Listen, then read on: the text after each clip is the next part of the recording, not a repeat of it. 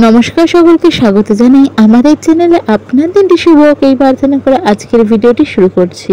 আজকের ভিডিওতে আমরা কথা বলবো শনি জয়ন্তী। সামনের শনিবার শনি জয়ন্তী রয়েছে, তো সেই শনি জয়ন্তীতে রাশি অনুযায়ী কী কী রেমেডি আপনাদের করা উচিত, আর বিশেষ করে যেই রাশির চলছে শনির সাড়ে সাথে সেই রাশির কী করা উচিত, তো এই বিষয় নিয়ে আজকের ভিডিও।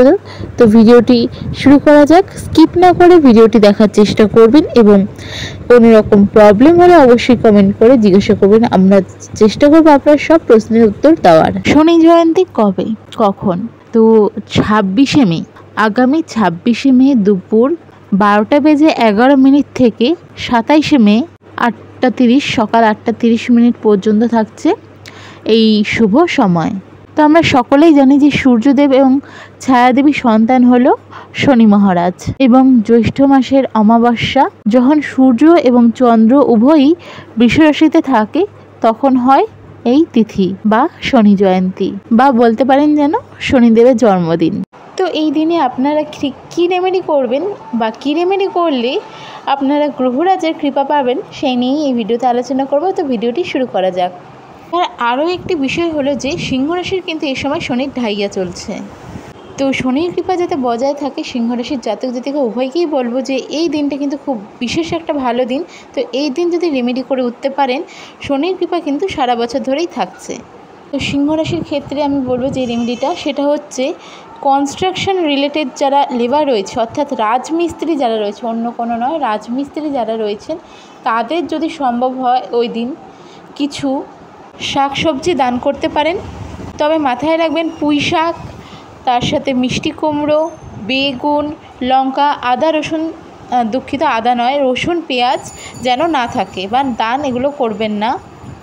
এর সাথে সাথে এই রাশির জাতক জাতিকারা আরও একটি জিনিস করতে পারেন যাতে আপনাদের সারা বছর বাধা বিপত্তি খুব সহজে কেটে এগিয়ে যেতে পারবেন।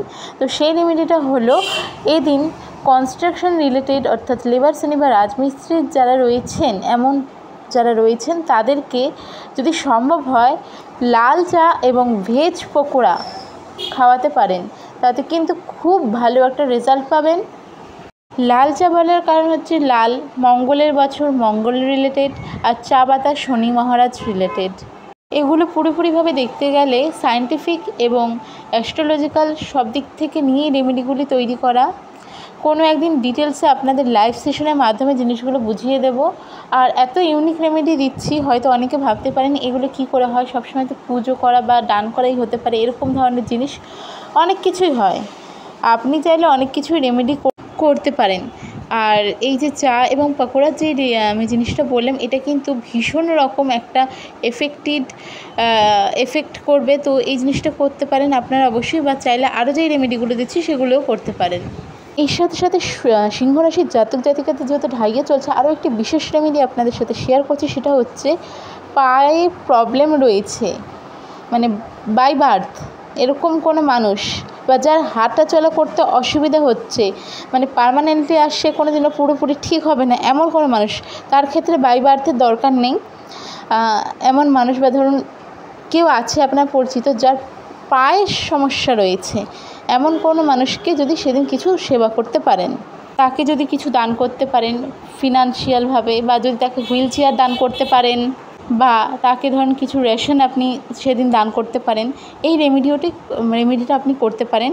তো এগুলো যদি করতে পারেন বা যে কোনো একটাও করতে পারেন খুব ভালো রেজাল্ট যাবে। পুরো বছরটাই আপনি অনেকটাই ভালোভাবে কাটাবেন, আর অনেক প্রবলেম দেখবেন একাই সলভ হয়ে যাচ্ছে।